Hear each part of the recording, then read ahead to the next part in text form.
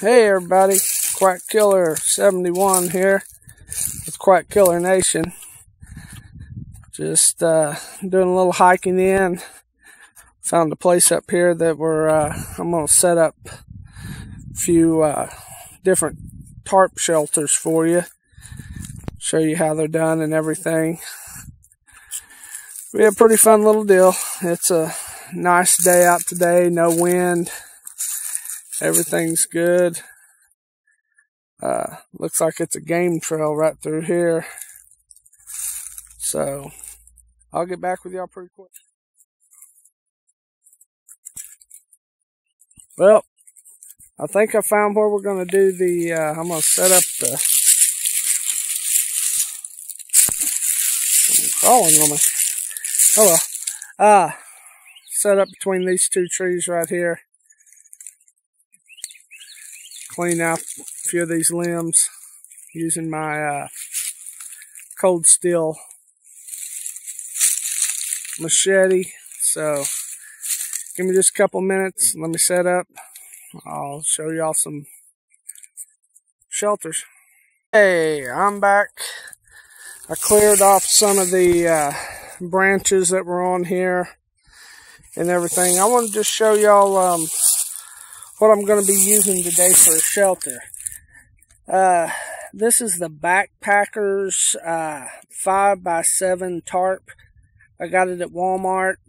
Haven't ever opened it, so you're going to see it just like the first time I am. We'll see what it does.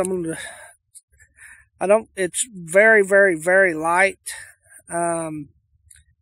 We'll see what kind of shelter I can make out of it. And then I've got some, I didn't bring any paracord. I thought, I'll do a video over something anybody can walk into Walmart and buy. I think right there I probably got not even $11 for both items. So let's see what kind of shelter I can make out. Okay, everybody.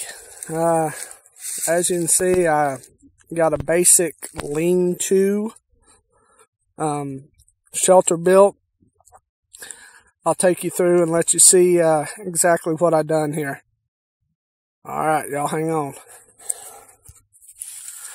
Alright, so as you can see, I got my ridge line put across between these two trees. This is the 5x7 tarp from Walmart. It's not the greatest tarp in the world, I'll be honest with you, but for $10 and how light it is, it'll make a good shelter in cases needed. Be something good to keep in your vehicle for if you need a little bug out bag or a get home bag or something like that. Be a good thing to have. But all I done was I just tied a slip knot on this side. And then I ran my ridge line down, and through the grommets, I just poked the line up. Just got a stick, stuck it through there. That'll hold this on here just fine. Pretty simple. It's a simple shelter. Not a big deal. This side I just tied a simple trucker's knot on here so I can drop it and go if need be. There's plenty of room for me underneath there to lay out. What I do is right out in here.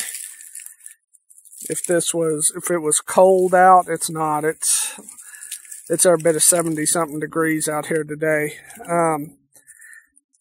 If I was staying here overnight with this, I'd build a long fire right through here, which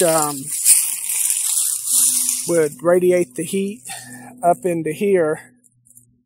As you can tell, the wind's kind of blowing from this direction across, so I'd keep my smoke out. But I'd build a long fire out here in front, and I'd stack some wood back here, back behind here.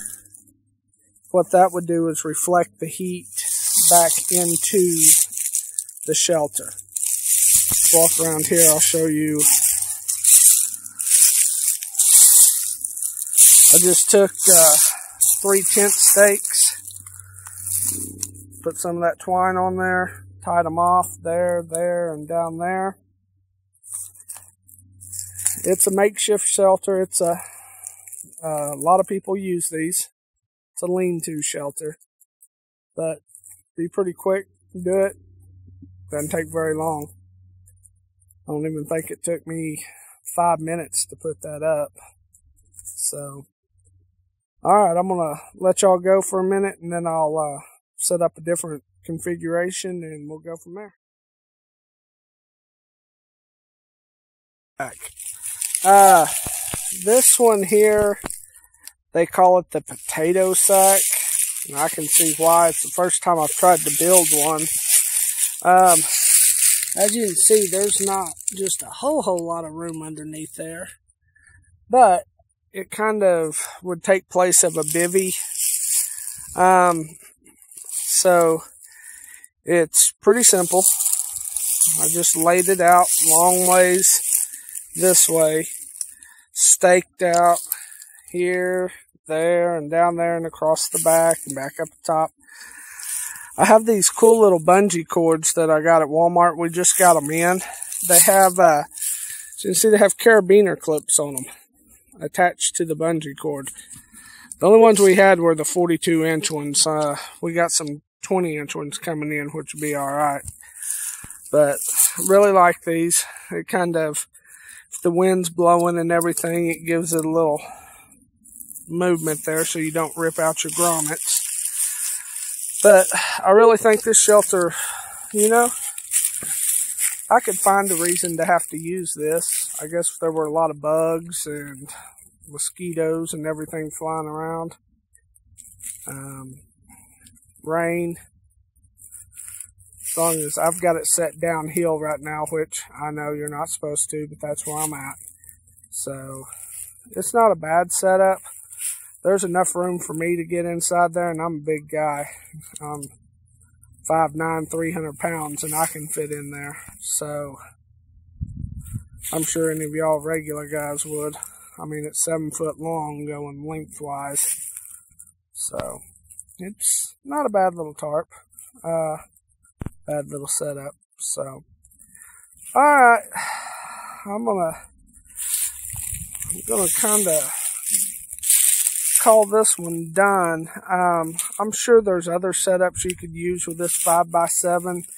Like I said, I just opened it today, so I didn't realize. I personally am going to add some more grommets to here and halfway in between. Same way on every side. I'm going to add 2 to every side so I have more tie-out points. So I have more areas that I can change this up a little bit. So, well, I hope you enjoyed this.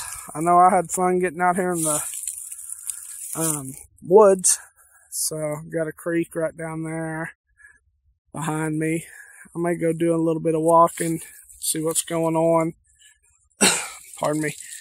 Over there's my backpack that I made, walking stick, and let me show this to you real quick. This is my cold steel machete I was talking about. Here in just a few minutes, I'm going to do I may do another video after a while on this.